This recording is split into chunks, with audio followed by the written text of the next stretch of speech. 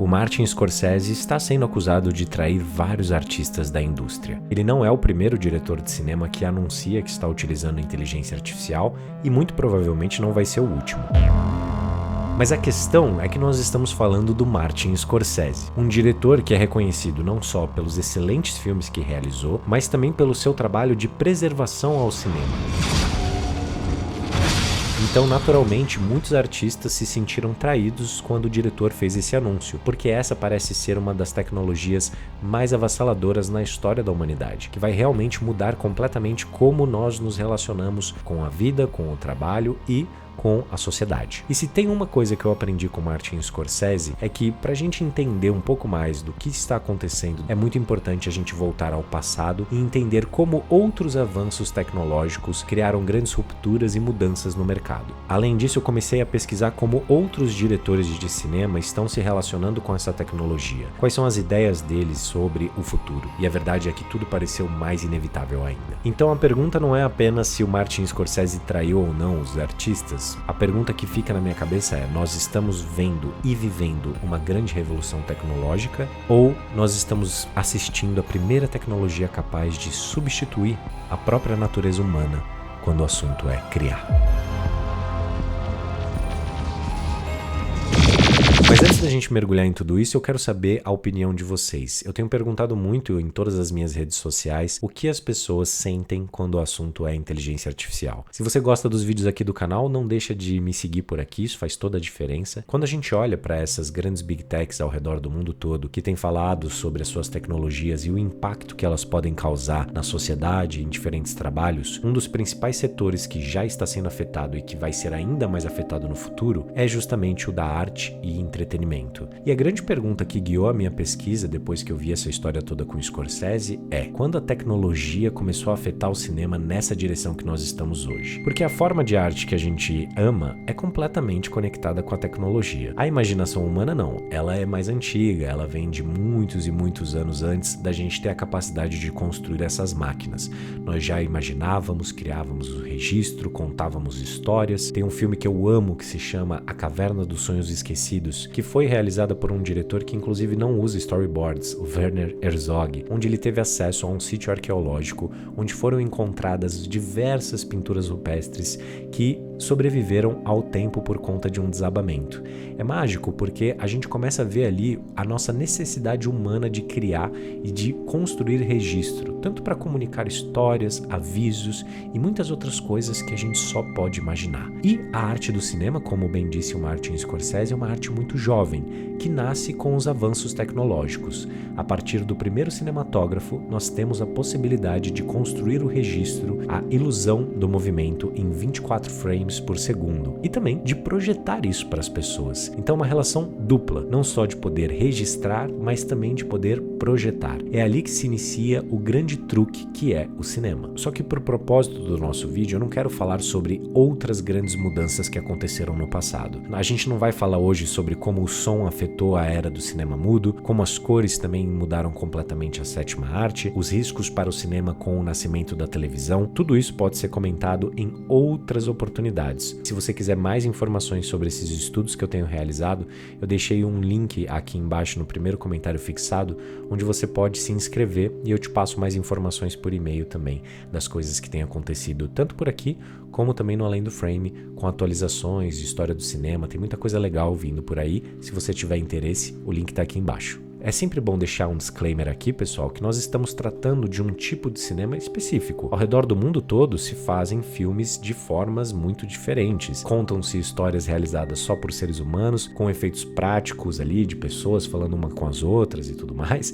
É até um tipo de cinema que me atrai muito mais. Então hoje a gente está falando de um cinema que é muito impactado por essa computação na criação de efeitos especiais e coisas do tipo, como vocês vão perceber, mas que a coisa avançou em níveis tão avassaladores que afetou até mesmo a mais simples das cenas. Vamos para essa linha do tempo porque ela já começa de um jeito bem impressionante. Primeiras pegadas dessa relação entre o cinema e a computação gráfica já começaram com um dos maiores diretores de todos os tempos, no que é considerado até hoje um dos maiores filmes já feitos na história do cinema, que é Vertigo, Um Corpo que Cai, do Alfred Hitchcock, para criar as famosas espirais dos créditos. E isso tudo em 1958. Em 1968 nós temos a aparição mais famosa, mas aí na tela, com 2001, Uma Odisseia no Espaço. Esse filme precisa entrar nessa linha do tempo porque 2001, Uma Odisseia no Espaço também é um filme que provocou muito a imaginação na história da humanidade, e principalmente de vários realizadores que depois foram figuras extremamente importantes. Depois a gente começa a ter as primeiras imagens digitais aparecendo. Em 1977 nós temos uma das maiores transformações na história do cinema. Com a chegada de Star Wars, existe o surgimento de uma empresa extremamente relevante no assunto do vídeo de hoje, que é a Industrial Light and Magic,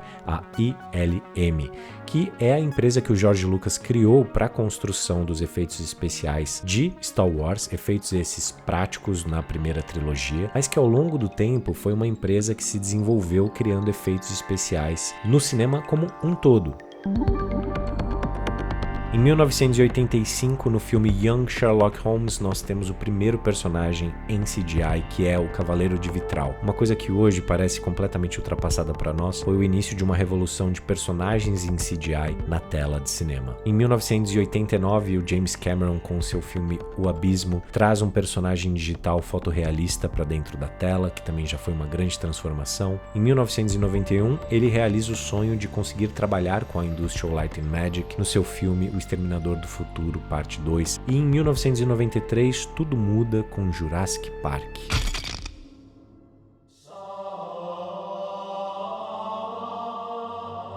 A tecnologia que foi construída através da computação foi o que convenceu Steven Spielberg que era possível contar essa história. Era um caminho que se abria e era possível ver que nada seria da mesma forma depois de Jurassic Park. Em 1995, a Pixar muda a animação e um fato interessante é que a Pixar nasce de um departamento que foi vendido da ILM. Quando a gente pensa no George Lucas, a primeira coisa que vai vir à cabeça é o universo Star Wars. Só que quando você começa a estudar essa história do cinema mais recente, os impactos das transformações, fica muito claro que o George Lucas, na verdade, é um inovador. Ele usa a segunda trilogia de Star Wars para apresentar para o mundo a tecnologia digital. Dentro dessa nova trilogia, já com a trama fantasma, ele trouxe diversos processos digitais para dentro da construção do filme. Eles já estavam avançando muito desde Jurassic Park, que foi lançado em 1993, então ele foi crucial na transformação de muitas coisas. Na montagem, na parte toda de pós-produção, antigamente se fazia as montagens do filme lidando ali com o filme, cortando, colando. O George Lucas falava, cara, a gente precisa conseguir fazer isso aqui no computador. E ele fez isso acontecer. Ele também trouxe empresas que focavam no som. O principal ponto foi a transformação da captação digital e da projeção digital. O George Lucas, no seu segundo filme ali dessa nova trilogia, na Batalha dos Clones, ele filma o filme inteiro com o digital. Tanto que quando você vai ver o making of do filme, você percebe o quanto o diretor já estava interessado em trabalhar aquela história toda dentro do universo digital. É muito comum você ver imagens dos atores caracterizados com o fundo todo azul, que depois foi realizado na pós-produção. Em Trama Fantasma, ele traz o Jar Jar Binks, que por mais que ele não tenha sido aceito pela crítica e pelo público, foi ali um trabalho pioneiro, que depois possibilitou personagens como o Gollum. Mas isso tudo a gente pode falar em outros vídeos se vocês tiverem interesse, porque realmente são muitas histórias. O ponto é, a chegada do cinema digital, dessa digitalização como um todo do processo, muda por completo a indústria cinematográfica. O George Lucas faz o primeiro grande blockbuster com uma câmera digital em parceria com a Sony, e não só isso, ele também traz vários diretores importantes da indústria para perto para apresentar para eles essa solução, sempre dizendo que o cinema digital vai possibilitar que esses realizadores tirem as suas ideias do papel com mais facilidade e o céu é o limite. Tudo que você imaginar, você pode realizar. Essa era a grande proposta dele. O que eu não imaginava era que essas trilogias que foram tão importantes, tão apaixonantes na minha infância, significavam também a transformação do cinema para sempre. E as coisas começam a acontecer muito rápido quando o cinema começa a surfar tanto assim na tecnologia. Então a gente já vê o Gollum chegando logo na sequência. Em 2009, o James Cameron aparece com o universo de Avatar, e quando a gente vê a produção de como ele faz esses filmes, também é um universo totalmente digitalizado. Essa revolução digital muda o cinema para sempre, não só pelo que acontece nos grandes estúdios, mas pelo que passa a ser possível com o grande público. A chegada dos computadores pessoais, a possibilidade de softwares de edição, as câmeras digitais nas mãos do público, tudo isso possibilita uma explosão criativa gigantesca. Claro, existe o lado ruim da história toda, mas também existe o lado positivo nessa revolução digital. E o que fica muito claro ao estudar essa história como um todo é que várias áreas e departamentos foram ou reduzidas ou acabaram por completo. Com a chegada da computação gráfica, dos efeitos especiais através do computador, existe uma progressão rápida que vai acontecendo e artistas, por exemplo, de efeitos práticos, artistas de stop motion, artistas de criação de maquetes, eles veem o seu trabalho deixando de ocupar um protagonismo dentro da indústria. Essas próprias tecnologias que vão sendo construídas vão acabando com alguns departamentos. Os artistas passam a perder espaço, serem demitidos, alguns conseguem fazer mudanças dentro da sua carreira, começam a focar mais no universo digital para conseguirem manter ali os seus empregos. A verdade é que o avanço tecnológico vai criando rupturas estruturais em como se faziam as coisas. E vários artistas, áreas, departamentos, empresas inteiras que tinham se dedicado a um jeito de fazer, passam por uma crise muito forte, tendo que ou se renovar ou até mesmo fechar as portas. São mudanças que vão deixando algumas formas de fazer ou no passado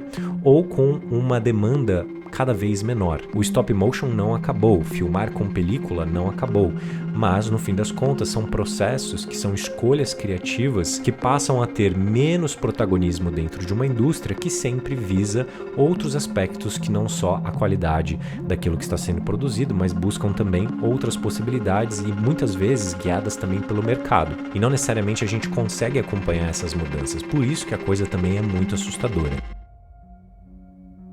Mas nada disso se compara com a chegada da inteligência artificial. Falar sobre inteligência artificial no mundo do cinema é extremamente delicado. A gente vê que as mudanças são abruptas e existem realizadores que já estão abraçando por completo a tecnologia e outros que são completamente contra. E eu tentei nessa pesquisa focar especificamente nos realizadores para tentar entender um pouco mais como eles têm visto isso. James Cameron e Steven Spielberg são figuras que eu imaginaria que abraçariam com mais facilidade essa tecnologia. Eles mantêm ela na posição de ferramenta, principalmente não querem substituir certos criativos para o uso da inteligência artificial. Só que quando você olha para o que o próprio James Cameron fez com o universo de Avatar, ele já digitalizou o universo dele em vários outros níveis. Realizadores como Guillermo del Toro dizem que preferem morrer do que usar inteligência artificial, e se você olha o trabalho dele, você entende o porquê. Existe uma outra ideia de como utilizar os efeitos especiais e é um cara muito conectado com isso. O diretor David Fincher, que é um cara super próximo do universo digital, utiliza muitos efeitos dentro do seu filme para ajustes finos que não necessariamente a gente percebe. Parece que ele tá fazendo uma cena comum, mas ele já alterou aquela cena de várias formas, é um cara muito atento aos detalhes. Ele traz o debate de que o que ele viu até agora ele não achou interessante, ele não achou bom. E aí existem figuras como Darren Aronofsky que estão tentando ser pioneiros de certa forma, tentando abraçar por completo a inteligência artificial, tal qual o George Lucas fez com o cinema digital. O Darren Aronofsky é um dos caras que tem tentado ao máximo ser um pioneiro no uso da tecnologia, fazendo parcerias com empresas gigantescas como o Google, querendo realmente estar na linha de frente, defendendo a ideia de que com essa tecnologia as pessoas vão poder fazer coisas que antes não poderiam. E é claro, ele tem sido muito questionado e criticado justamente por estar nessa linha de frente e até mesmo pela qualidade do que tem sido produzido. Peter Jackson, que é o realizador por trás de Senhor dos Anéis, dono da Weta, que é uma das mais importantes empresas de efeitos especiais, concorrente direta ali com a Industrial Light and Magic, e está por trás do Gollum, do Senhor dos Anéis, do universo de Avatar, do Planeta dos Macacos, King Kong, enfim, é uma empresa gigantesca. E o Peter Jackson é uma figura muito presente quando a gente está falando de efeitos especiais e, claro, onde o computador já era muito presente, a participação da IA vai ser ainda mais potente. Ele é uma das figuras que diz que a IA vai acontecer de fato, vai ser parte do mercado como um todo, é uma coisa assim muito presente que ele não abomina e até mesmo fez uma consideração que eu achei também preocupante. Ele fala que a IA vai acabar com o mundo, mas falando especificamente sobre cinema, ele não acha que a IA vai substituir todos os profissionais ou acabar com tudo, vai ser uma ferramenta, mas é muito importante que exista a regulamentação. E esse é um outro aspecto extremamente importante desse debate. Muitos artistas não estão debatendo se a IA precisa ser usada ou não como uma ferramenta. Elas estão debatendo justamente os limites éticos que ainda não foram aprovados. No momento, nós estamos vivendo uma corrida do ouro, um velho oeste, onde tudo pode, onde tudo é relativizado. Então, são debates ainda mais complicados também. Os governos precisam agir o mais rápido possível, estão tendo dificuldade de acompanhar as mudanças, porque até mesmo as grandes big techs também fazem mudanças constantemente. Então, é uma guerra que tem acontecido ao redor do mundo todo, em temas diferentes, e é, assim, uma temática avassaladora, não dá para relativizar. Eu confesso que eu não gosto do caminho que a indústria tomou desde a revolução digital, quando a gente fala dos grandes filmes, na redução de filmes de menor orçamento, filmes que apostam na visão dos artistas. Eu tenho uma paixão pelo cinema humano, feito por humanos para humanos. É o tipo de cinema que eu gosto de assistir. Eu fico muito feliz quando filmes feitos por jovens ganham sucesso, que esse é o grande caminho, que as pessoas se conectam com essas histórias humanas. Nós nos conectamos um com os outros, assim, né? Tem uma coisa não só mercadológica nessa relação, tem uma coisa realmente assim que a neurociência tem tentado explicar e que quando a gente conta uma história um para os outros, nós ativamos lugares parecidos dentro do nosso cérebro, nós compartilhamos experiências, nos sentimos menos sozinhos, e eu sinto que o uso da ferramenta ainda está sendo explorado e reconhecido de formas diferentes. Eu vejo que a coisa é muito mais complicada e mais complexa do que parece, não necessariamente vai ser uma coisa que vai substituir o processo como um todo, mas sim, vai substituir várias etapas, principalmente quando nós estamos falando das grandes indústrias. Já substituíram outras etapas, que não necessariamente foram apagadas, foi o que eu falei no exemplo do stop motion. Ainda existem artistas de stop motion, é claro, mas antes eles ocupavam um lugar mais central dentro da indústria na produção de grandes filmes. Hoje em dia, eles ocupam outros espaços. As pessoas não precisam deixar de fazer alguma coisa, mas quando a gente fala em sobreviver no mundo contemporâneo, quem não pode escolher, né, não tem ali um privilégio de ter uma garantia financeira, as pessoas precisam buscar uma forma de sobreviver, e por isso que a coisa toda vai ser muito mais complexa, não só no cinema, no mundo como um todo. Por isso é importante você formar a sua opinião, o seu olhar, para você conseguir navegar por tudo isso. E esse é um dos meus grandes interesses, que a gente desenvolva a nossa sensibilidade, o nosso olhar crítico e mais clínico da coisa toda. A gente tem muita emoção quando gosta das artes, mas também é importante saber analisar as coisas de uma forma um pouco mais objetiva, de vez em quando pelo menos. Por mais que você seja contra a esses avanços, não fique de fora das informações, dos debates, estude, se atualize ao máximo, entenda quais caminhos você quer trilhar, não só porque se a gente não se atualizar, a gente vai ficar para trás. Eu tenho uma coisa para dizer para vocês: mesmo que a gente se atualize, mesmo estando por dentro, a gente ainda corre o risco de ficar para trás. A situação, galera, é mais complexa do que parece. Se tem uma coisa que eu percebi também, é que o público não tem reagido bem ainda. Mas o público também não reagiu tão bem assim ao digital. Então o que essas indústrias acabam fazendo é, elas vão convencendo aos poucos, elas vão usando aos poucos. Na época das greves, a inteligência artificial foi menos debatida, mas agora você já vê grandes empresas demitindo departamentos inteiros e substituindo por inteligência artificial. As coisas só começaram a mudar ainda. É muito importante a gente se informar para a gente entender quais são os nossos limites éticos dentro do uso da inteligência artificial. Por exemplo, o Scorsese decidiu que usar para criar os storyboards é algo que ele consegue viver com. Realizadores que estão mais acostumados a realmente buscar um universo mais real para gravar os seus filmes, dificilmente vão fazer uso dessa tecnologia. Agora, outros realizadores que já tinham abraçado a tecnologia digital, já tinham abraçado os efeitos especiais, eles já têm a IA fazendo parte da realidade deles. Então, existem linhas éticas que você pode trazer para sua vida, para você entender como usar ou não alguma ferramenta. Tudo vai depender das suas escolhas, mas para que isso seja feito de uma forma coerente, você precisa definir definir as suas linhas éticas. E aí a gente pode entrar no caso do Scorsese, nessa traição, né? Alguns artistas realmente vieram a público dizendo que o Scorsese, com essa decisão, estava jogando vários artistas embaixo do ônibus, né? Artistas visuais que trabalham com os storyboards não ficaram satisfeitos com essa tomada de decisão do Scorsese. Os storyboards servem como uma pré-visualização do que ainda vai ser filmado, é onde o diretor consegue expressar como ele deseja contar aquela história através das escolhas que ele vai fazer, escolhas essas visuais.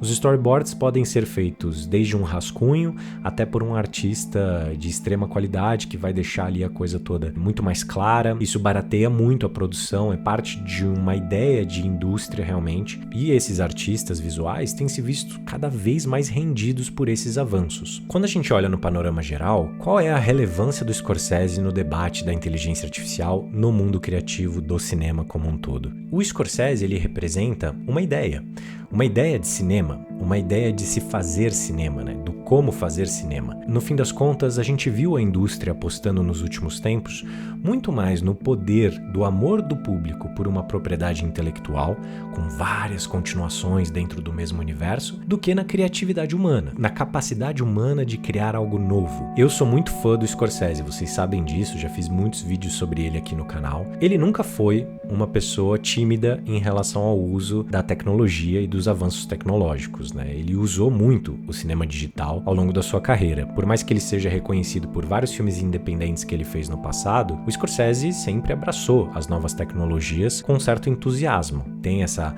relação muito forte ali com Georges Méliès, com os mágicos e com os truques possíveis no cinema, e ele sempre teve uma relação próxima. A gente vê isso com o Cabré, a gente vê isso com o Irlandês, o Aviador e vários outros exemplos assim. E claro, ele está usando para storyboards, que é uma etapa na produção cinematográfica, né? Dentro da pré-produção, nem todos os diretores usam, mas ele é um cara que usa desde a infância, assim, ele sempre desenhou seus storyboards, ele tem uma história bonita até de ter desenvolvido seu olhar através dos storyboards. Essa atitude do Scorsese me fez estudar essa história toda e trazer esse vídeo aqui para vocês, porque me impressionou ele fazer essa escolha. O Scorsese está numa posição que ele não precisaria de nenhuma inteligência artificial no seu processo. Ele pode trabalhar com os melhores artistas à sua volta. É uma escolha comercial, é uma escolha que também pode ser criativa, a gente vai descobrir isso lá pra frente, mas no fim das contas, eu entendo os artistas que se sentiram traídos. A indústria como um todo vai usar cada vez mais, porque é uma tendência do mercado e o mercado muitas vezes é o que fala, principalmente quando a gente fala de filmes feitos em Hollywood.